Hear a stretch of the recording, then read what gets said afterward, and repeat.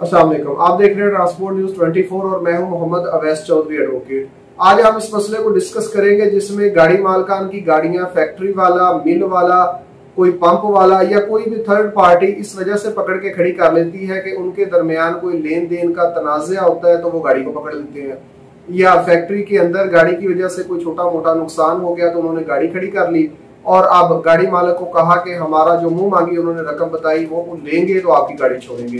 तो इस सूरत हाल में गाड़ी मालकान को क्या करना चाहिए? तो चलिए शुरू करते हैं आज का वीडियो। जी, आज इस मसले को मैं इसलिए डिस्कस कर रहा हूं कि हमारे एक दोस्त हैं ट्रांसपोर्टर, उनकी गाड़ी को ताज़ा ऐसा ही एक मामला दरपेश आया है। फैक्ट्री से गाड़ी माल लोड करके निकली है और गेट तंग होने की वजह से वहां पे गाड़ी कल्टी हो गई कोई उसके साथ टकरा के। अब गेट का भी नुकसान हुआ और गाड़ी का तो जो नुकसान होना था और ठीक ठाक किस्म का वो हो गया। अब फैक्ट्री इंतज़ामिया ने गाड़ी मालिक के साथ किसी किस्म की हमदर्दी का इजहार नहीं किया, बल्कि गाड़ी पकड़ के वहीं पे फैक्ट्री के अंदर हब्से बेजा में खड़ी कर ली कि आप जब तक हमें 4 लाख रुपए हमारा नुकसान नहीं देंगे गेट का, तब तक हम आपको गाड़ी नहीं ले जाने देंगे। वो बेचारा गरीब एक ही गाड़ी का मालिक है, वो 4 लाख रुपए उनको दे फैक्ट्री वालों को, या अपनी जो उसकी गाड़ी का नुकसान हो गया उसका वो अजाला करे, उसको रिपेयर करवाए। तो वो खैर गाड़ी 4-5 दिन से वहीं पे खड़ी है फैक्ट्री में, वो गाड़ी नहीं निकालने दे रहे। उनकी बदमाशी ये है कि जब तक आप हमें पैसे नहीं देंगे, हमारा नुकसान पूरा नहीं करेंगे, तब तक आप गाड़ी नहीं ले जा सकते। और नुकसान भी इस तरह बताया जाता है कि जो उनका दिल करे। हो सकता है कि वो गेट 4 लाख में नया ना बना हो, लेकिन अब वो 4 लाख रुपए उससे मांगा जा रहा है। और गेट भी तंग था, बकौल हमारे दोस्त के कि उसने उनको बताया था कि ये गेट से गाड़ी निकलना मुश्किल है, लेकिन उस वक्त फैक्ट्री के जो इंतज़ामिया थी उनका मौक़िफ़ था कि जी गाड़ियाँ आती जाती रहती हैं, आप यहाँ से निकालें। खैर जिस वजह से भी वो हादसा आ गया, अब गाड़ी वाला बेचारा परेशान है कि वो क्या करे। वो तीसरे शहर में बैठा है, वहाँ पे उनसे फैक्ट्री वालों से किस तरह वो मामला तय करे या उनसे कैसे अपनी जान छुड़वाए, गाड़ी कैसे रिलीज़ करे। मैंने उसका हल उन्हें बताया कि आप पहले तो वहाँ के जो मकामी SHO है थाने में जाएँ, एप्लीकेशन दें कि इन्होंने गैरकानूनी तौर पर मेरी गाड़ी को डिटेन किया हुआ है, तो काइंडली इनसे मेरी गाड़ी को छुड़वाया जाए। अगर SHO आम तौर पे यही होता है कि फैक्ट्री इंतज़ामिया का इतना असर व रसूख होता है कि वो थाने की हद तक उसको मैनेज कर सकते हैं।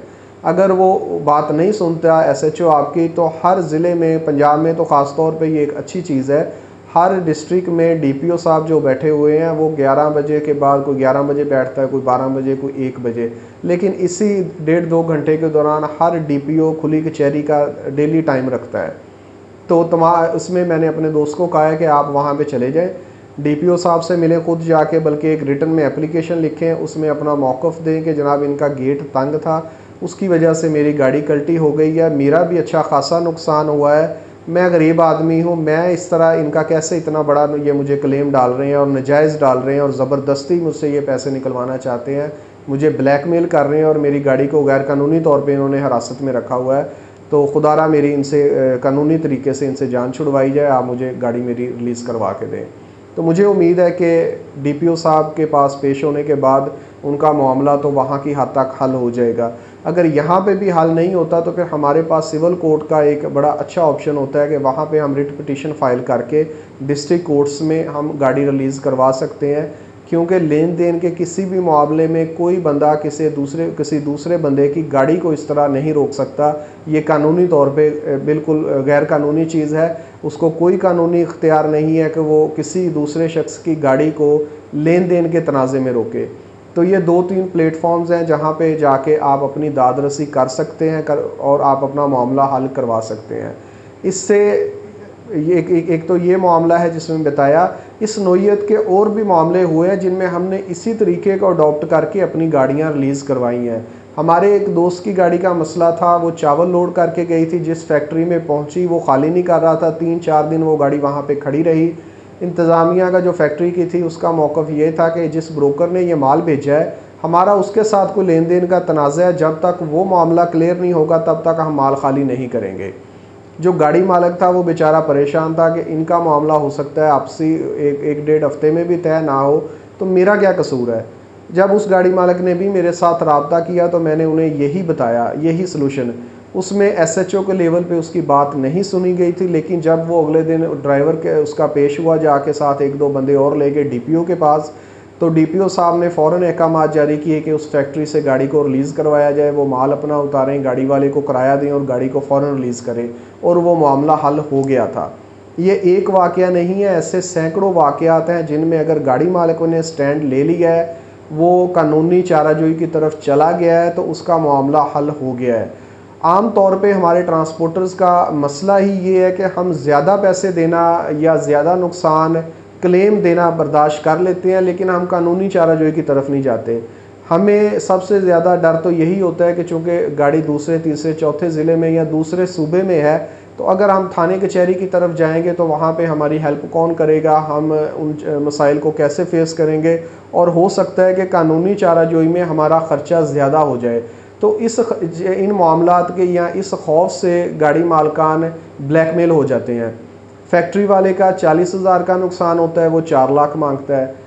मिल वाले का आम तौर पे अगर वो नुकसान गाड़ी मालिक की गलती ना भी हो तो वो ब्लैकमेल कर लेता है गाड़ी को खड़ा करके। अभी पिछले दिनों रहीम यार ख़ान से मेरे दोस्त हैं, उन्होंने मुझे कुछ तस्वीरें भेजी कि मेरा ख्याल वो प्लांट शायद फातिमा फर्टिलाइज़र का था, मुझे वो याद नहीं है, वो तस्वीरें मेरे पास पड़ी हैं। वो किसी खाद फैक्ट्री का ही मामला था कि गाड़ी लोडिंग पॉइंट से खाद लोड करके निकली है, और जो लोडिंग पॉइंट था वहाँ पे उसको रस्सा तरपाल वगैरह नहीं डालने देते कि थोड़ा साइड पे ले जाके उसको रस्से तरपालें डालो इसके ऊपर। तो वो ड्राइवर वहाँ से निकला है, तो जो जहाँ पे उसने रस्से तरपालें वगैरह डालनी थी, वहाँ पे उसका फैक्ट्री के अंदर जो गेट है उसमें एक गड़ा था। वो जब गड़े में टायर गिरा तो वो गाड़ी कल्टी हो गई। गाड़ी कल्टी होगी तो नीचे पानी था और वो खाद सारी नीचे पानी में गिर गई। बारिशों के सीज़न चूँकि चल रहा तो वो पानी खड़ा था। अब ये सारा वाक़या फैक्ट्री के अंदर और लोडिंग पॉइंट के बिल्कुल करीब हुआ है। वहाँ पे भी फैक्ट्री ब्लैकमेल कर रही है गाड़ी को कि चूँकि यह नुकसान आप लोगों ने किया है, हालांकि गाड़ी वाले का इसमें कसूर कोई नहीं है। लोडिंग पॉइंट के ऊपर वो उसको तरपाल नहीं डालने दे रहे, उसको रस्सा वगैरह नहीं मारने दे रहे ताकि वो अपनी सेफ्टी कर ले। फैक्ट्री के अंदर गड़ा होने की वजह से रोड के ऊपर वो गाड़ी कल्टी हुई है। गाड़ी वाले का जो नुकसान हो गया उसकी तो किसी को परवाह नहीं, लेकिन जो उनका माल थोड़ा बहुत ख़राब हुआ है उसको वो दुगना तिगना करके गाड़ी मालिक से या अड्डे वाला जो भी उनका कॉन्ट्रैक्टर होता है वो उसके ऊपर दबाव डालते हैं, वो गाड़ी मालिक पे दबाव डालता है, और अल्टीमेटली ये इन दोनों में से किसी को नुकसान का वो खमियाजा भुगतना पड़ेगा, वो नुकसान का हर्जाना इन्हें अदा करना पड़ेगा।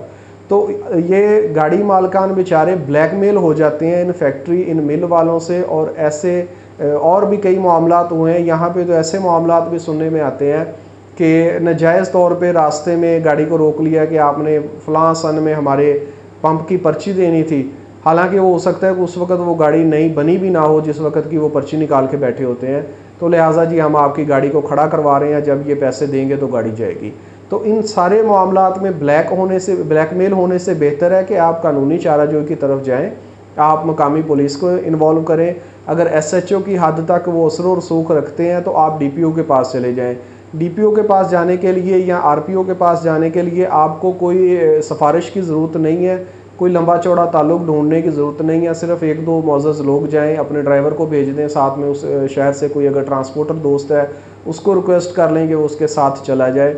अगर क्लेम इतना ज़्यादा फैक्ट्री वाला मांग रहा है, वो 4 लाख 5 लाख मांग रहा है, तो उसको 4-5 लाख देने के से बेहतर है कि आप खुद 2-4 हज़ार रुपये, 15,000, 20,000 रुपये जो भी आपके आने जाने का खर्चा है वो कर लें और जाके उसके साथ कानूनी तरीके से लड़ के मामला हल करें। क्योंकि जब एक बंदा कमज़ोरी दिखाता है तो उसका खमियाजा फिर हमारे 10 बंदों को भुगतना पड़ता है। जब हमारा एक ट्रांसपोर्टर एक गाड़ी मालिक किसी एक जगह के ऊपर नाजायज़ पैसे पे करके आता है तो उनको आदत पड़ जाती है बाकी लोगों के साथ भी वही ज़ोर ज़बरदस्ती करने की। जब हम लोग अपने हक़ पे खड़े होंगे, हम कानूनी रास्ता इख्तियार करेंगे, हम अपने कानूनी हक़ के लिए डट जाएंगे कि हमारा कसूर कोई नहीं है, लिहाजा हम ये नुकसान ब्लैकमेल हो के नुकसान पे नहीं करेंगे। तो जब एक बंदा खड़ा होगा तो दूसरों को भी हौसला मिलेगा। हमारे तो यहाँ पे मिसालें दी जाती हैं कि जनाब कोई बात नहीं, अल्लाह का शुक्र है मेरी 2 लाख में जान छूट गई, वो फ़लाँ बंदा तो 5 लाख दे के आया था, अल्लाह का शुक्र है जनाब मैं 50,000 में मुझे उन्होंने छोड़ दिया, फ़लाँ बंदे को तो 1.5 लाख देना पड़ा था। तो ये वो मसाले हैं जो हम एक दूसरे को सुना के ख़ुद को कमज़ोर कर लेते हैं। अगर इसकी जगह पे इसके बरअक्स हम ये करें कि जनाब फ़लाँ बंदे का मामला हुआ था, वो 4 लाख मांग रहे थे, वो डट गया, वो थाने में गया, वो DPO के पास गया, वो RPO के पास गया, उसने अदालत में केस कर दिया और 4 लाख की बजाय 40,000 रुपये ख़र्चा करके उसने उनसे गाड़ी छुड़वा ली। तो ये वो मिसालें हमारे दूसरे गाड़ी मालकान को हौसला देंगी कि वो भी फिर अपने मौक़िफ़ पे डट सकें, वो भी जुर्रत कर सकें कि इन फैक्ट्री वालों या इन ऐसे लोगों के हाथों हमने ब्लैकमेल नहीं होना जो हमारे साथ ज़्यादती कर रहे हैं। एक और मुझे वाक़या याद आ गया, कराची में हमारे एक दोस्त की गाड़ी गई पेप्सी फैक्ट्री में। वहाँ पे भी इसी तरह का मामला हुआ कि गाड़ी कुछ वहाँ पे ढलवान वगैरह थी, तो गाड़ी थोड़ी रिवर्स हो के उनकी एक गाड़ी को उसके साथ टक्कर हो गई। नुकसान थोड़ा था, 10-20 हज़ार रुपये का नुकसान था, लेकिन चूंकि वो फैक्ट्री के अंदर मामला हुआ तो फैक्ट्री वालों ने अपनी मर्ज़ी से दो या शायद 2.5 लाख रुपए का क्लेम बना दिया।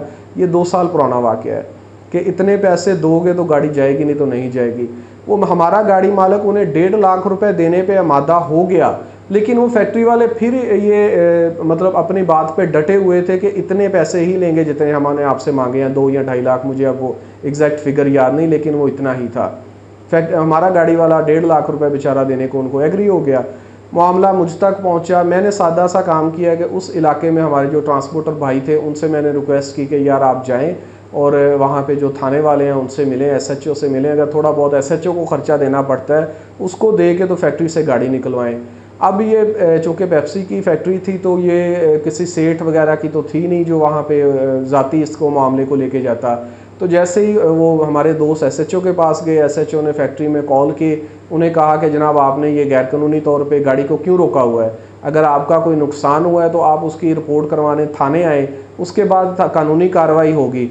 लेकिन अगर आपने इस तरह गाड़ी रोकनी है, इस तरह गैर कानूनी हिरासत में रखनी है तो मैं आपके ख़िलाफ़ कार्रवाई करूँगा। मेरे पास कुछ मुअज़्ज़ज़ लोग आए बैठे हैं ट्रांसपोर्टर, इन्होंने आपके ख़िलाफ़ एप्लीकेशन दी है, मैं आपको टाइम दे रहा हूँ, आधे घंटे में अगर आपने गाड़ी रिलीज़ कर दी तो ठीक है, नहीं तो मैं फिर आऊँगा आपके पास, मैं गाड़ी भी रिलीज़ करवाऊँगा और मैं आपके ख़िलाफ़ कार्रवाई भी करूँगा।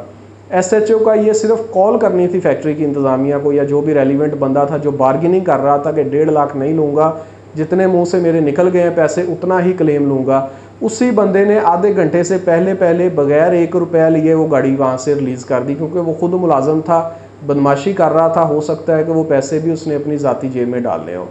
तो इस तरह के मेरे पास बेशुमार वाक़यात हैं जो आपको सुनाए जा सकते हैं, जहाँ पे अगर गाड़ी मालिक थोड़ा सा स्टैंड ले जाए, थोड़ी सी अक्लमंदी का मुजाहरा करे, थोड़ा सा किसी के साथ मशवरा कर रहे, किसी एसोसिएशन के साथ राब्ता कर ले, तो उसका मसला हल हो सकता है, कानूनी तरीके से हो सकता है। उसको 2, 4, 5 लाख रुपए ब्लैकमेलिंग के देने की ज़रूरत नहीं है, बल्कि वो कानूनी रास्ते में थोड़े बहुत पैसे खर्च करके, कानूनी चाराजोई में थोड़े बहुत खर्चा करके, थोड़ा सा वो परेशानी बर्दाश्त करके बड़ी परेशानी से, बड़ी मुसीबत से, बड़े नुकसान से बच सकता है। तो तमाम गाड़ी मालकान से गुजारिश है कि ब्लैकमेल नहीं होना, जहाँ पे आप राइट पे हैं, जहाँ पे आपका कसूर कोई नहीं है, वहाँ पे डट जाएं, वहाँ पे ब्लैकमेल होने की ज़रूरत नहीं है, वहाँ पे कानूनी चाराजोई की तरफ जाएं। ठीक है, अदालती सिस्टम या आप कह सकते हैं कि कानून भी तगड़े को सपोर्ट करता है, ये मामलात बनते हैं, लेकिन ये एक हद तक है। अगर कोई फैक्ट्री वाला है तो वो ज़्यादा से ज़्यादा एसएचओ तक अप्रोच रखता होगा, डीएसपी तक अप्रोच रखता होगा, डीपीओ तक नहीं रखता। आप डीपीओ के पास जाएं, अगर वो डीपीओ को भी अप्रोच करवा लेता है आप आरपीओ के पास जाएं। ये नहीं हो सकता कि पूरा वो डिस्ट्रिक्ट, पूरा वो ज़िला ही उस बंदे के वो घर की लौंडी बांध के बैठा हो और वो आपके साथ ज़ोर ज़बरदस्ती करता रहे और आप उसका कुछ ना कर सकें, आपको कानून आपकी मुआवनत ना करे। अगर आप हौसला करेंगे तो मुझे बड़ी उम्मीद है, मैं बल्कि फॉर श्योर हूँ इस मामले को लेके कि ये हुआ है हमारे साथ। हमने अगर 10 मामलों में खड़े हुए हैं, डटे हैं हमारे गाड़ी मालकान, तो 9 में अल्लाह ताला ने जीत दी है, 9 में हमारी अल्लाह ताला ने मदद की है। तो तमाम गाड़ी मालकान से दरख्वास्त है, गुजारिश है कि थोड़ा हौसला किया करें, अपने जो आपका राइट है उसके लिए लड़ें और अपने मौक़िफ़ पे डट के, अगर आप राइट पे हैं तो अपने हक़ में फ़ैसला लें, ना कि किसी फैक्ट्री वाले से ब्लैकमेल हों। बहुत शुक्रिया।